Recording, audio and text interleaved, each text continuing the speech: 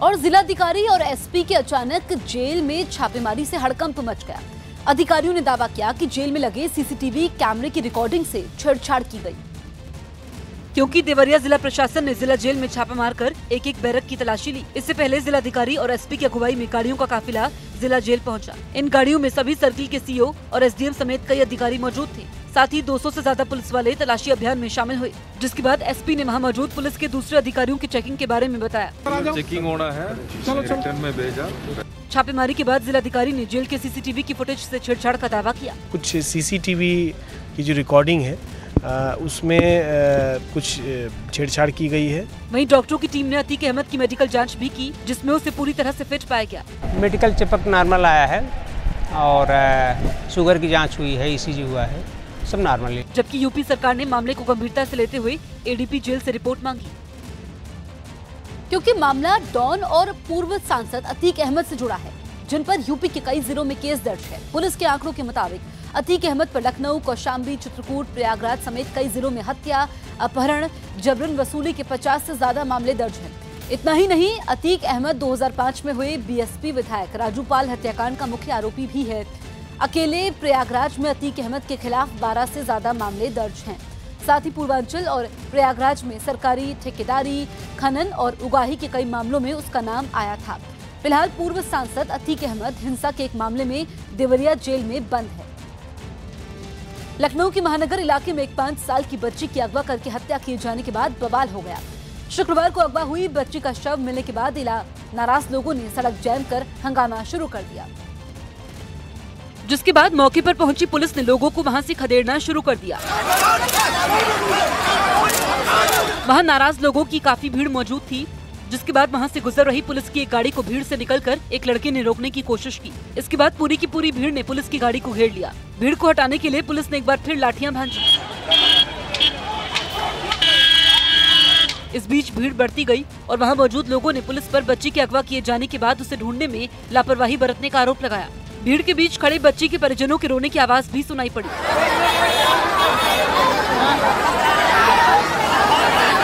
इस बीच वहां भारी संख्या में मौजूद पुलिस के जवान भीड़ को हटाने की कोशिश करते रहे, लेकिन लोग मानने को तैयार नहीं हुए। काफी देर तक चले हंगामे के बाद पुलिस ने लोगों के ऊपर लाठियां बरसानी शुरू कर दी। भीड़ को हटाने के लिए पुलिस वाले वहां मौजूद लोगों को लाठियों से पीटने लगे। आखिरकार किसी तरह पुलिस ने लोगों को वहां से हटाया। साथ ही पुलिस ने अपने ऊपर लग रहे लापरवाही के आरोपों से भी इनकार किया। पुलिस इसमें कोई लापरवाही तत्काल अभियोग पंजीकृत किया गया, जिस पर उनको डाउट था उसकी तत्काल गिरफ्तारी की गई और रात भर हमारी टीमें डेड बॉडी की तलाश में लगी रही। पुलिस ने बच्ची की हत्या के आरोपी को गिरफ्तार करने का दावा किया। मुंबई में हाई स्पीड डीजल की तस्करी के एक रैकेट का पर्दाफाश हुआ है। डीआरआई ने इस रैकेट का पर्दाफाश करते हुए 3 लोगों को गिरफ्तार किया है। डीआरआई ने इस आरोपियों से 37 करोड़ की हाई स्पीड डीजल बरामद की है। गिरफ्तार आरोपियों में एक पूर्व कस्टम अधिकारी और अंडरवर्ल्ड डॉन दाऊद इब्राहिम का एक सहयोगी शामिल है। डीआरआई इस पूरे मामले की जांच में जुटी है। दिवाकर हमारे सहयोगी फोन लाइन पर मौजूद है। दिवाकर, 3 लोगों को इसमें गिरफ्तार किया गया है, क्या भूमिका इनकी रही है? देखिए, इसमें जो 3 लोगों को गिरफ्तार किया गया है, पहला ये जो दाऊद इब्राहिम का सहयोगी है धर्मेंद्र संजानी, और दूसरा जो एक्स कस्टम ऑफिसर रहा है इंदु शेखर। ये दोनों जो है दुबई में रहते थे और दुबई के जरिए डीआरआई को इन्फॉर्मेशन मिली थी कि दोनों मुंबई एयरपोर्ट पर लैंड करने वाले हैं और एक बड़ा जो जखीरा है डीजल का जो इम्पोर्ट होने वाला है इंडिया में, उसकी जानकारी डीआरआई को मिली थी। और उसके बाद डीआरआई ने ट्रैप बिछाया और दोनों आरोपियों को जो है एयरपोर्ट से गिरफ्तार कर लिया। और पूछताछ से ये पता चला कि जो नोवा सेवा पोर्ट है मुंबई से सटा हुआ, वहां से करीब 37 करोड़ का जो डीजल है उसकी तस्करी होने वाली है। और जैसे ही ये पता चला, तुरंत जो है वहां पे छापा मारा गया डीआरआई के द्वारा और उसे बरामद किया गया।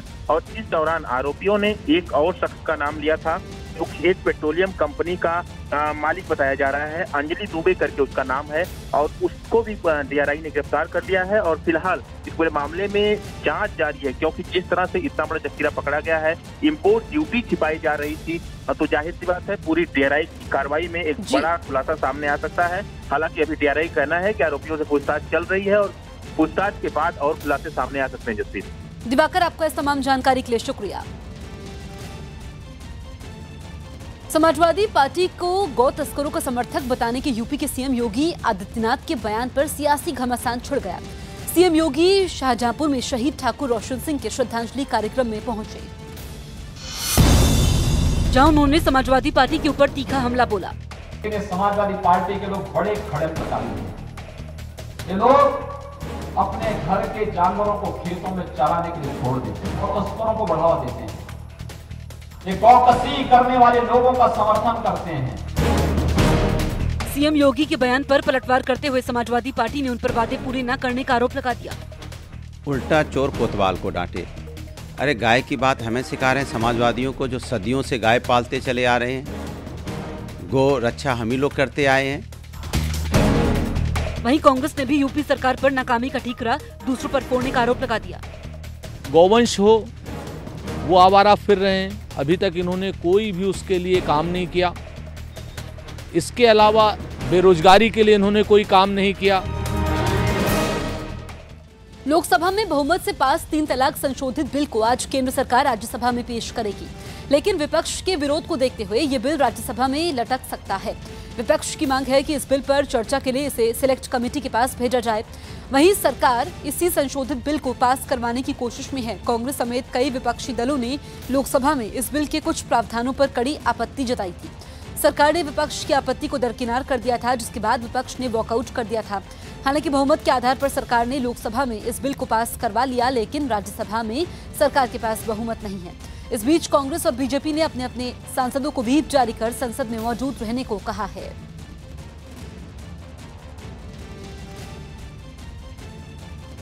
लोगों की बात है, लेकिन एक बात सही है कि समाज में एक वर्ग है जो मुस्लिम समाज को और अल्पसंख्यकों को अपमानित करने से खुश होता है। उस वर्ग को ही खुश करने के लिए मोदी जी ये कानून ला रहे हैं कि उस वर्ग को खुश करके उसका वोट लें। एक समाज में सुधार कैसे करना चाहते हो? सुधार करना है तो आपका ये काम नहीं है। समाज अपने भीतर से सुधार करता है। भारतीय समाज में कई समाज हैं, कई धर्म हैं, उनमें कई तरह की कुरीतियां हैं, वो कानून से दूर नहीं हो सकती। यूपी के मुजफ्फरनगर में पुलिस ने बड़े पैमाने पर तलाशी अभियान चलाकर 5 संदिग्ध लोगों को हथियार समेत हिरासत में लेने का दावा किया है। यूपी में अवैध हथियारों के खिलाफ अभियान चलाया गया, जिसकी वजह से मुजफ्फरनगर पुलिस ने भी शहर के कई होटल, बस अड्डे, रेलवे स्टेशन, रेस्टोरेंट और भीड़भाड़ वाले इलाकों में सघन तलाशी अभियान चलाया। इस बीच पुलिस वालों ने गाड़ियों और बाइकों को रोककर उनकी तलाशी ली। इसके अलावा शहर के अलग अलग होटल में भी पुलिस की टीमें पहुंची और वहां ठहरे मेहमानों के बारे में जानकारी ली। वहीं कुछ हथियारबंद पुलिस वालों ने रेलवे स्टेशन पहुंचकर ट्रेन का इंतजार कर रहे लोगों से पूछताछ की और उनके सामान की तलाशी ली। होटलों पर सघन चेकिंग अभियान चलाया गया, जिसमें तमाम लोगों को हिरासत पुलिस में लिया गया। कुछ लोगों से अवैध तमंचे की अवैध असलाहत कारतूस बरामद हुए हैं। अवैध हथियारों को लेकर अलर्ट जारी होने के बाद डीजीपी ने इस तलाशी अभियान के निर्देश दिए थे। गुजरात के कच्छ इलाके में एक भीषण सड़क हादसे में 8 लोगों की मौत हो गई, जबकि 4 लोग बुरी तरह घायल हो गए। जानकारी के मुताबिक भचाऊ के पास 2 ट्रेलर और कार में भिड़ंत हुई और कार में बैठे 8 लोगों की मौके पर मौत हो गई, जबकि बाकी 4 लोग जख्मी हो गए, जिन्हें इलाज के लिए अस्पताल भिजवाया गया। बताया गया कि हादसे में मारे गए सभी लोग भुज के रहने वाले थे, जो मंदिर दर्शन कर लौट रहे थे।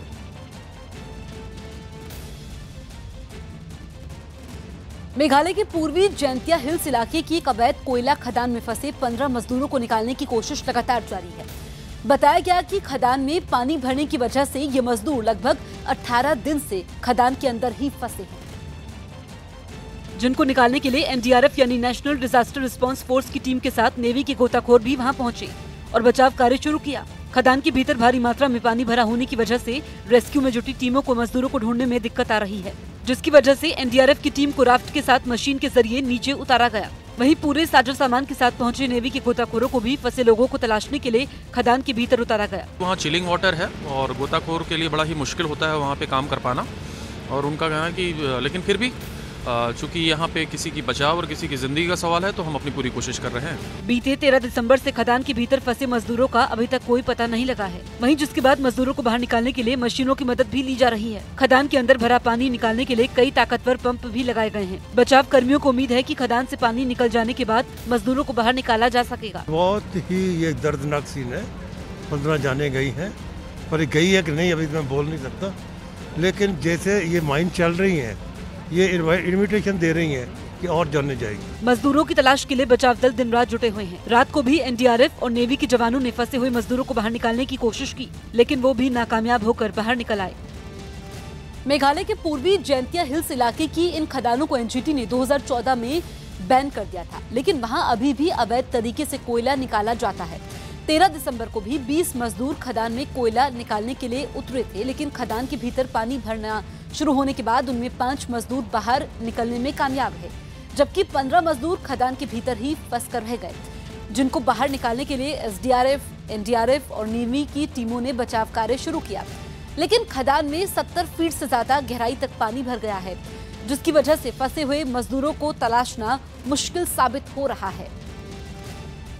जम्मू कश्मीर की पूर्व मुख्यमंत्री महबूबा मुफ्ती ने पुलवामा में मुठभेड़ में मारे गए आतंकवादियों के परिवार वालों से मुलाकात की है, जिसके बाद उन्होंने आतंकियों के परिवार वालों को पुलिस कस्टडी में पीटने का आरोप लगाते हुए सवाल उठाए। महबूबा ने पूछा कि आतंकी की बहन का क्या कसूर है। साथ ही उन्होंने चेतावनी देते हुए कहा कि अगर दोबारा ऐसी घटनाएं हुई तो इसके परिणाम बुरे होंगे।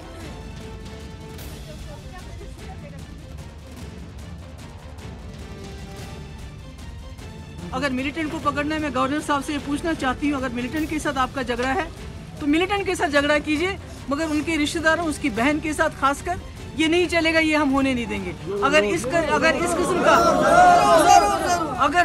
किस्म का वाकया होगा तो फिर मेरे ख्याल में तो शायद उनके लिए बहुत नताइज बहुत बुरे। छात्रों को मर्डर का पाठ पढ़ाने वाले पूर्वांचल यूनिवर्सिटी के कुलपति के बयान पर सियासत तेज हो गई। पूर्वांचल यूनिवर्सिटी के कुलपति राजा राम यादव ने एक कार्यक्रम में छात्रों से मारपीट और हत्या करने जैसी सलाह दी, जिस पर सख्त रुख दिखाते हुए योगी सरकार ने कुलपति पर कड़ी कार्रवाई का दावा किया। बहुत ही गलत बयान है उनका और इस प्रकार के बयानबाजी नहीं कर सकते। छात्रों को शांति पाठ पढ़ाना चाहिए। ये यहाँ पे गुंडा राज चलवाने की बात कर रहे हैं। ऐसी मानसिकता के वीसी कहीं रहते हैं तो उनको रहने का अधिकार नहीं है। लेकिन समाजवादी पार्टी ने यूपी सरकार की दलील ठुकराते हुए कुलपति के बयान के बहाने सीएम योगी को घेर लिया। जिस तरीके की सरकार की भाषा है उसी तरीके की पूर्वांचल विश्वविद्यालय के वीसी की भाषा है कि आप किसी को मारने की बात कर रहे हैं, किसी की हत्या करने की बात कर रहे हैं।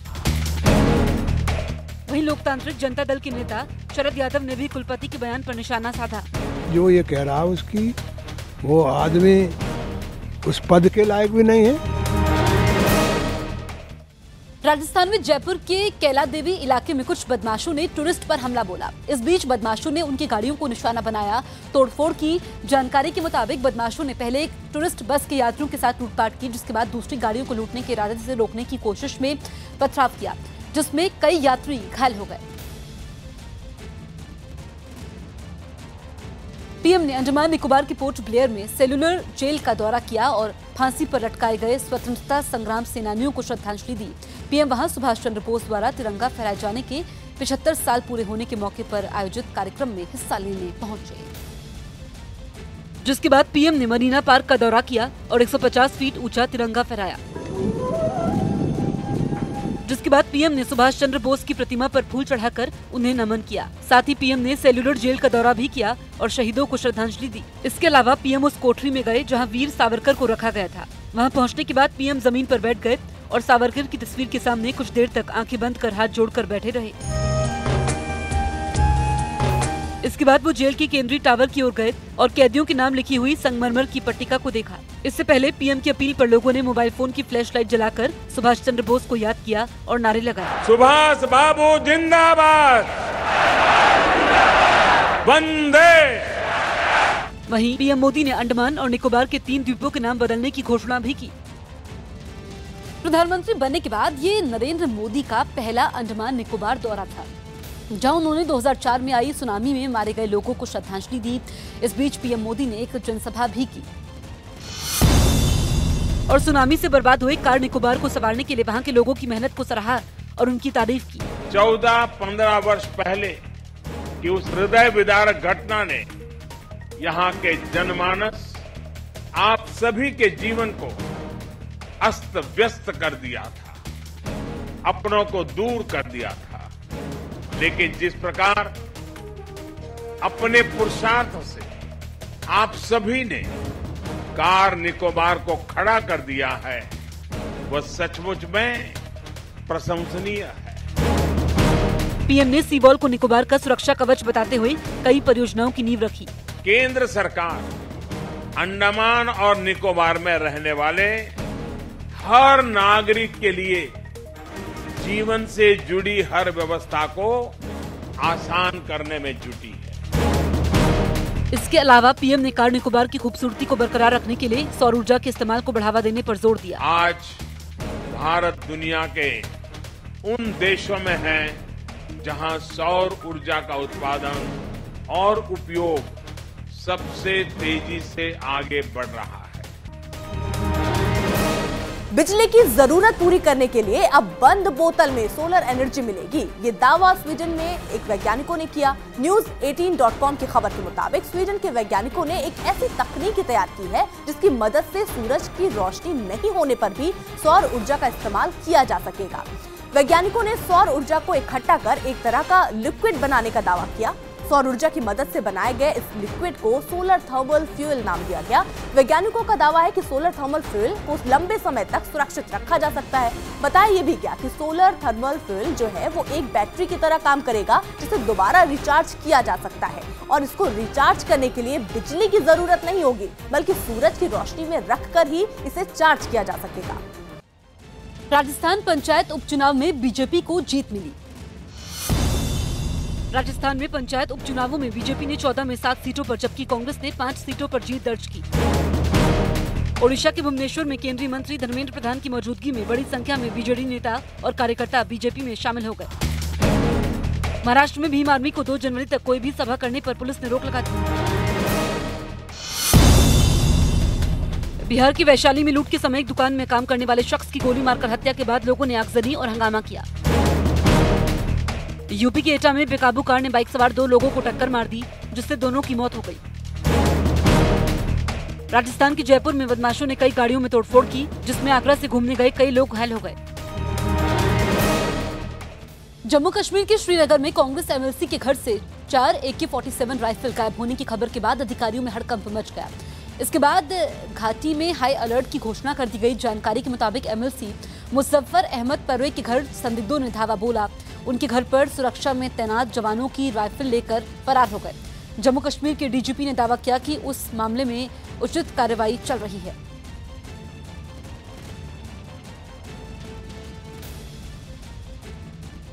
We look into the incident. यहाँ इतनी बड़ी कामयाबियाँ आपको ऑपरेशंस में हासिल होती हैं, वहाँ छोटे छोटे शॉक्स भी ऑब्जर्व करने पड़ते हैं। किसी तरह की नालायकी को हम लोग माफ करने के हक में नहीं है। Appropriate action will be taken.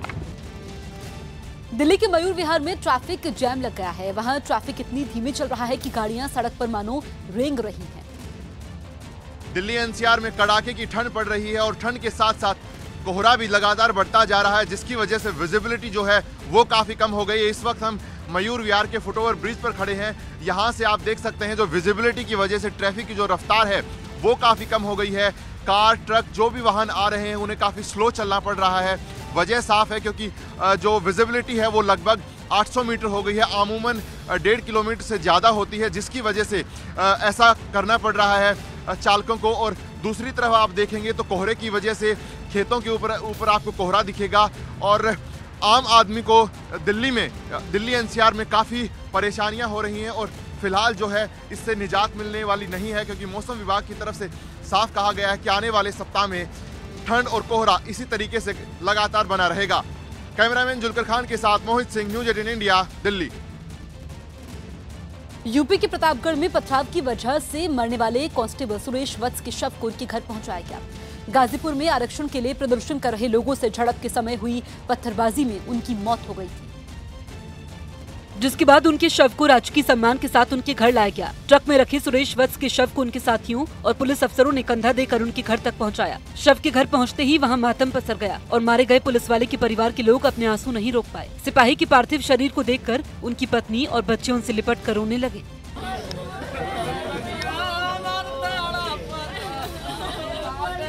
मारे गए सिपाही की पत्नी और परिवार वालों ने इंसाफ की मांग करते हुए आरोपियों को कड़ी सजा देने की मांग की। किस तरीके का इंसाफ चाहती है?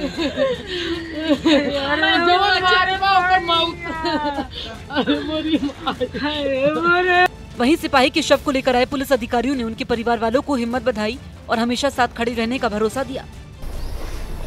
वो आप अपना बड़ा भाई छोटा भाई जो भी समझा, लेकिन है उनको बच्चों को बताया कि हम लोग पूरा परिवार से। गाजीपुर में तैनात रहे कांस्टेबल सुरेश वत्स की 29 दिसंबर को पीएम मोदी की रैली से वापस लौटने के समय पत्थरबाजी की चपेट में आकर मौत हो गई। भारतीय सेना ने एलओसी पर एक बार फिर बड़ी कार्रवाई की है। सेना ने पाकिस्तान की बैट टीम के हमले को नाकाम कर दिया है।